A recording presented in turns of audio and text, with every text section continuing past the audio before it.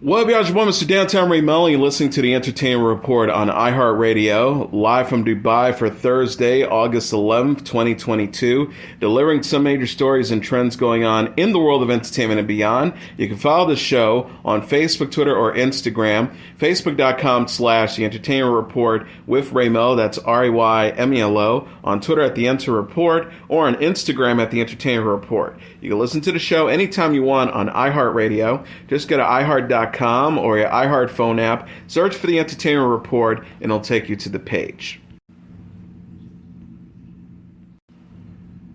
Amazon is giving a glimpse of the new film Catherine Called Birdy. Prime Video shared a trailer for the comedy drama film Wednesday featuring Game of Thrones actress Bella Ramsey. Catherine Called Birdy is based on the Catherine Cushman novel of the same name. The adaptation is written and directed by Girls creator and star Lena Dunham. The new movie follows Catherine, played by Ramsey, aka Birdy, a teenage girl living in medieval England. Catherine is the daughter of a financially destitute and utterly greedy Lord Rollo, played by Andrew Scott, and Lady Aslan, played by Billy Piper, who wishes to marry her off to a wealthy man. The official synopsis reads, but Birdy, like all the great teen heroines, is spirited, clever, and adventurous, and ready to put off any tutor or suitor that comes in calling increasingly ingenious ways. Her imagination, defiance, and deep belief in her own right to independence puts her on a collision course with her parents. Joe Alwyn, Dean Charles Chapman, and Ralph Innes also star.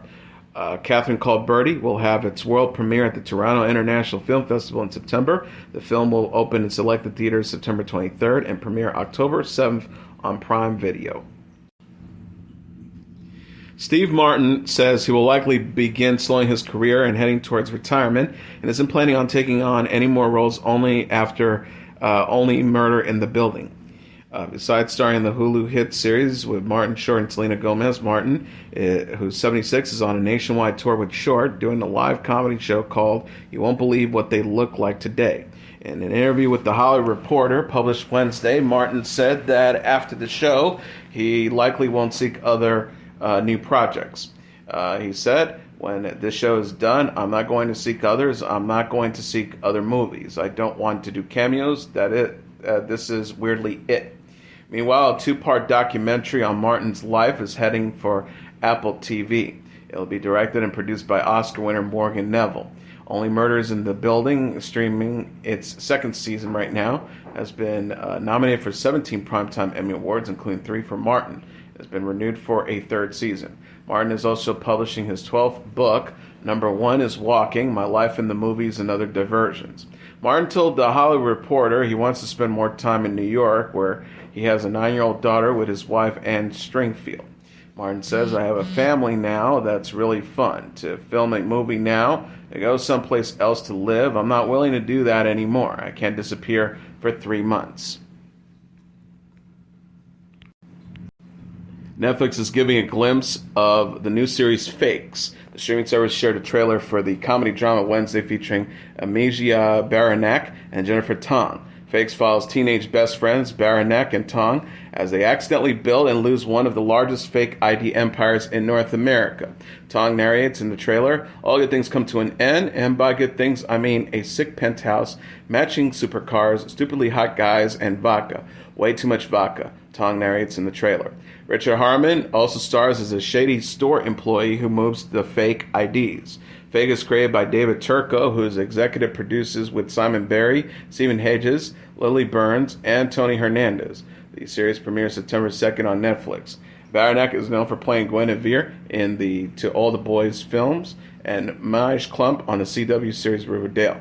Tong portrays Inez Martin, DC Legends of Tomorrow, and Sue on Grand Army.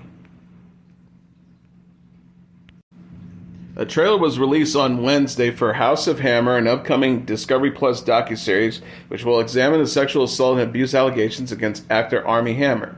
One woman says in the trailer, I'm here to talk about what happened in my relationship with Armie Hammer. The trailer also displays abusive text messages allegedly sent by Hammer to a woman he was previously in a relationship with, as well as graphic depictions of alleged forced sexual acts.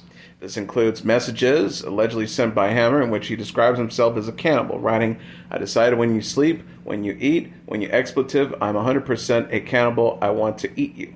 Also played is an audio message in which a man's voice, alleged to be Hammer, can be heard saying, "My bet was going to involve showing up at your place and completely tying you up and incapacitating you, and then being able to do whatever I want until I was done with you." The three-part docuseries will premiere on Discovery Plus on September 2nd. Allegations of abuse against Hammer, known for his work in films such as The Social Network and Call Me By Your Name, first emerged in early 2021 via anonymous complaints on social media. This includes allegations of extreme violence, rape, and violent sexual fantasies. Follow these reports. Hammer was dropped by his agency and exited a number of high-profile projects. Hammer and his legal team have continued to empathetically deny all allegations. This past April, his attorney Andrew Bretler told Variety that, quote, "there was never a case." He said, "It was never turned into a litigation or into a criminal charge against anyone. It captured the public's attention, but was completely blown out of proportion to the extent that there was never anything in court." However, Casey Hammer, Armie Hammer's aunt, who produced and acted as a consultant on House of Hammer, says in the trailer that she was, quote, "about to reveal the dark, twisted secrets of the Hammer family." In addition to the allegations against Armie Hammer, the docuseries will also explore the history of the Hammer family at large. Patriarch Armie Hammer made his money in the oil industry during an economic boost, earning the family significant wealth. However, even during this time, the family was mired in controversy, with actor Julius Hammer being convicted of first-degree manslaughter after the death of his wife in 1920. Then in 1955, another relative, Julian Hammer, killed a man inside his home, though charges were later dropped after he claimed self-defense. Jason Sarlanis, the president of crime and investigative content for Discovery Plus, says, "The accusations of rape and abuse brought against Armie Hammer in the last few years are just the tip of the iceberg when it comes to the Hammer family. This documentary provides an important platform for the incredibly courageous women who came forward to share their stories, and we hope their courage inspires others to continue meaningful conversations around abuse in our society." Jon Hamm is joining the cast of The Morning Show. The 51-year-old actor will appear in Season 3 of the Apple TV Plus drama series. Hamm will portray Paul Marks, a corporate tycoon who says his sights on UBA Network, pulling CEO Corey Ellison, played by Billy Crudup, and The Morning Show co-anchors Alex Levy, played by Jennifer Aniston, and Bradley Jackson, played by Reese Witherspoon, into his orbit. Apple TV Plus confirmed the news. The Morning Show is based on the Brian Settler book Top of the Morning, Inside the Cutthroat World of Morning TV. The series follows the cast and crew of The Morning Show, a fictional morning news program in Manhattan. Mark Duplass, Nestor Carbonell, Catherine Pittman, Bill Powley, Deshaun Terry, Rhea O'Connell, Hassan Minajad, Holland Taylor, Tara Carcian, Valeria Golino, and Julia Margulies also have roles. Season 3 will begin production in September. Charlotte Strout will serve as the showrunner and executive producer on the new series. Hamm is best known for portraying Don Draper on the AMC series Mad Men. He recently appeared in the Top Gun sequel film, Top Gun Maverick. The stars of Locke Key are sending love to fans following the final season's release. Cast members Jackson Robert Scott, Connor Jessup, Darby Stanchfield, and Amelia Jones thanked fans in a video Wednesday after the release of Locke & Key's third and final season. Locke & Key is a fantasy drama based on the Joe Hill and Gabriel Rodriguez comic book series of the same name.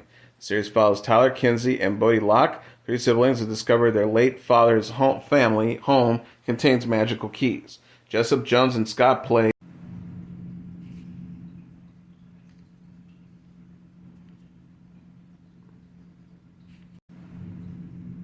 Netflix is giving a glimpse of the new series Selling the OC. The streaming service shared a trailer for the reality series Wednesday featuring Selling Sunset star Brett and Jason Oppenheim. Selling the OC is a spin-off of Selling Sunset that follows the Oppenheim Group, a luxury real estate firm, as it expands to open a new office in Newport Beach, California. The series features Brett and Jason Oppenheim and a new group of real estate agents: Alexandra Hall, Alexandra Jarvis, Alexandra Rose, Austin Victoria, Brandy Marshall, Gio Hilu, Kayla Cardona, Lauren Short, Polly Brindle, Sean Pillamary, and Tyler Staniland. The trailer teases new drama as the real estate team shows off lavish oceanfront listings. Selling the OC premieres August 24th on Netflix. Selling Sunset was renewed for season 6 and 7 in June. Netflix is giving a glimpse of Cobra Kai Season 5. The streaming service shared first look photos for the season Tuesday featuring Ralph Macchio and William Zabka. Cobra Kai is a sequel series to the original Karate Kid film released in the 1980s. Macchio and Zabka reprised their roles as Daniel LaRusso and Johnny Lawrence. The picture also teases Sean Cannon's return as the villainous Mike Barnes, who first appeared in The Karate Kid Part 3, 1989. In addition, Yoji Okumoto replies Chosen Takuchi, Daniel's rival in The Karate Kid Part 2, 1986. Courtney Hengeler, Alokso Madaduena, Tanner Buchanan, Mary Mouser, Jacob Bertrand, and Thomas Ian Griffin also star. Showrunners Josh Held, John Hirsch, and Hayden Sullenberg told Netflix, as Terry Silver calls upon some old friends to put the valley in a stranglehold, Daniel and Johnny are going to need all the help they can to stop the Cobra Kai in its tracks. Cobra Kai premieres September 9th on Netflix. Comedian and actress Kay McKinnon says Saturday Night Live, where she performed for 11 seasons, was the love of her life. Appearing Tuesday on The Tonight Show starring Jimmy Fallon, McKinnon says she hopes she prepares for life after the show. She said, I love Saturday Night Live, the love of my life, Saturday Night Live. My cat has been like, oh, now you're home after a decade you've been gone, out all hours. When asked if she has cleared out her SNL office, McKinnon said, there's like a decade of junk in there. I think I'm going to leave behind some surprises. You know, if I had to play Anthony Fauci a lot and some other people that require the use of prosthetics, so I'll start just for fun collecting the prosthetic items, noses and ears, and then start making little art pieces with them in my office. McKinnon left the iconic sketch comedy after season 47, along with cast members Addie Bryant, Kyle Mooney, and Pete Davidson. She joined the series in 2012 as a feature player, being promoted to full-time cast member of the following year. McKinnon became well known for her political impressions on the show, including appearing as former Secretary of State Hillary Clinton through the 2016 presidential campaign. She has also famously impersonated the late Supreme Court Justice Ruth Bader Ginsburg, as well as conservative politician Rudy Giuliani. For her work, she was nominated for 10 Primetime Emmy Awards, winning 2. In addition to her TV roles, McKinnon has also appeared in several films, the latest of which, DC Leagues of Super Pets, she talked about with Fallon.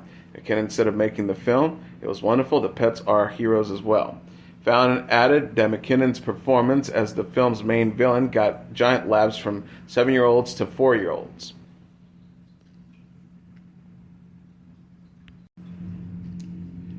Disney plans to raise the cost of stream your favorite shows on Disney Plus, Hulu, and ESPN Plus by the end of the year, as the company beats Netflix in total numbers of subscribers for the first time ever. Disney announced widespread price hikes during its third quarter earnings report Wednesday across Disney Plus, Hulu, and ESPN Plus to coincide with the launch of an ad-supported version of Disney Plus. Disney also shared it beat Netflix in total numbers of subscribers for the first time ever. Disney Plus added 14.4 million new subscribers for a total of $152.1 million in the third quarter, as Netflix lost subscribers earlier this year. The other Disney Plus, Hulu, and ESPN Plus have 221 million subscribers, topping Netflix, which reported 220.7 million subscribers last month. Disney Plus, which hosts content from Disney, Pixar, Marvel, Star Wars, National Geographic, and more, plan to raise its streaming prices starting in December. Disney Plus currently costs $7.99 per month or $79.99 per year without ads. Those same prices will pay for streaming Disney Plus, with ads starting December 8th. The ad-free version of Disney Plus will jump to $10.99 a month to $109.99. Hulu prices will also go up starting October 10th. With Hulu ads, which currently cost $6.99 a month, it will increase to $7.99 a month or $79.99 a year. Hulu without ads will jump from $12.99 a month to $14.99 without an option of a yearly subscription. ESPN Plus plans to hike its prices from $6.99 a month to $9.99 $99.99 a month and $99.99 a year starting August 23rd. Pricing for subscription bundles to stream all three will also see increase. Kareem Daniel, the chairman of Disney Media and Entertainment Distribution, said in a statement, "With our new ad-supported Disney Plus offering and an expanded lineup of plans across our entire streaming portfolio, we'll be providing greater consumer choice at a variety of price points to cater to the divisive needs of our viewers and appeal to an even broader audience."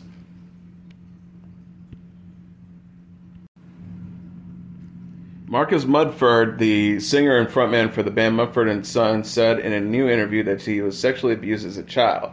In an interview published Wednesday in GQ magazine, Mumford talks about his new song, Cannibal, and how its lyrics describe the abuse he faced. Mumford says, "Like lots of people, and I'm learning more and more about this as we go, and as I play it to people, I was sexually abused as a child. Not by family and not in the church, which might be some people's assumption." The singer says that the abuse occurred when he was 6 years old, adding, "I hadn't told anyone in about 30 years. This includes not telling his mother," Mumford said, who only found out about her son's abuse when she first listened to Cannibal. He remembered his mom asking, "Can I ask what that song is about?" I was like, "Yeah, it was about the abuse thing." She was like, "What are you talking about?" Mumford added, "Once we get through the trauma of that moment for her as a mother, hearing that and her wanting to protect and help and all that stuff, it's objectively hilarious to tell your mother about your abuse in a song of all things." The singer also says that the abuse later led to problems in his adult life. He said, "That thing that happened when I was 6 years old, and that was the first of a string of really unusual, unhealthy sexual experiences at a really early age. For some reason, and I can't really understand why, I didn't become a perpetrator of sexual abuse, although I've done my fair share of expletive behavior." Mumford says that the abuse set up my brain up in a way to deal with stuff later on in life in an imbalanced way, and adding that he had spent the last 3 years trying to look at that and correct some balance. Mumford's revelations comes just a few weeks after the singer announced an upcoming tour, which he will embark on in September to try and kick off his solo career. The tour will begin September 19th in Boulder, Colorado, and take Mumford across the United States and Canada. He will then travel to Europe to play a series of concerts in Britain. His debut album, self-titled, is set to be released on September 16th, just days before his tour begins. The 35-year-old singer, who is married to actress Carey Mulligan, formed Mumford & Sons in London in 2007. The band would soon grow in popularity both in Britain and the United States and go on to release 4 studio albums. Mumford & Sons has been nominated for 13 Grammy Awards, winning twice. And finally, Beyoncé has topped the charts with her new single, Break My Soul, her first peak on the charts as a solo artist in 14 years. Break My Soul made its way to the top spot of the Billboard Hot 100 this week. The lead single from her new album, Renaissance, first hit the charts upon its release in June and has been steadily climbing towards the number 1 spot. The single led the charts the same week. The Renaissance album itself led the Billboard Top 200 albums. The album, Beyoncé's first solo project in 6 years, was released at the end of July. The singer last saw the top of the Billboard Hot 100 singles chart in 2008 with her smash hit, number 1 hit, Single Ladies Put a Ring on It, which would remain on the top of the charts for 4 straight weeks. She also has 4 other number 1 singles, topping the charts from 2003 to 2008. Despite limited solo success since then, Beyoncé has topped the charts on a number of collaborative efforts with other artists. This includes the Savage remix with Megan Thee Stallion that topped 2020, along with her joint duet with Ed Sheeran to produce a new version of Sheeran's song Perfect. Beyoncé's return to the top of the charts echoes her album success in the early to mid-2000s. Her chart-topping prowess began in 2003 with her debut studio album, Dangerously in Love, and would follow up with number 1 hits in 2006, 2008, 2011, 2013, and 2016. Renaissance has since become the superstar's 7th studio album to hit number 1 on the charts. Among singles, Billboard currently lists all 16 songs off the album within the Hot 100. Beyoncé said of Renaissance, this 3-act project was recorded over 3 years during the pandemic. All the time to be still, but also a time I found to be the most creative. Beyond her solo efforts, Renaissance features yet another collaboration, a remix of Break My Soul that Beyonce sang with Madonna. Break My Soul has received critical acclaim with admiration from fans, such as former President Barack Obama. Her solo successes have made Beyonce one of the best-selling solo artists in music history, and the Recording Industry Association of America recognized her as the top artist of the 2000s. And that is your entertainment report for Thursday, August 11th, 2022. I'm your host, Mr. Downtown Ray Melo. I'll be back tomorrow to deliver some major stories and trends going on in the world of entertainment and beyond. You can follow this show on Facebook, Twitter, or Instagram. Facebook.com/The Entertainment Report with Ray Melo. That's RAYMELO. On Twitter at The Enter Report, or on Instagram at The Entertainment Report. You can listen to this episode or any previous episodes of The Entertainment Report anytime you want on iHeartRadio. Just go to iHeart.com or your iHeart phone app, search for The Entertainment Report, and it'll take you to the page. Good night, and God bless you all.